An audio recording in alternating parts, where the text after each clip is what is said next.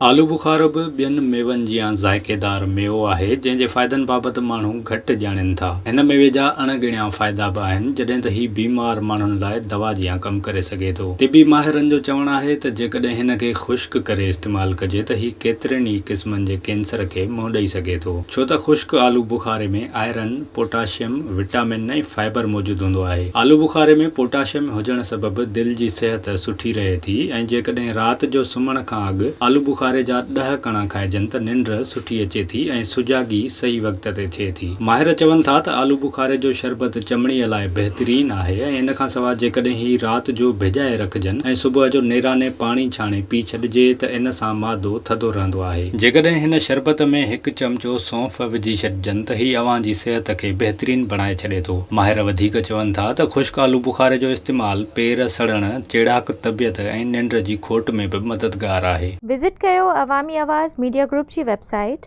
awamiawaz.pk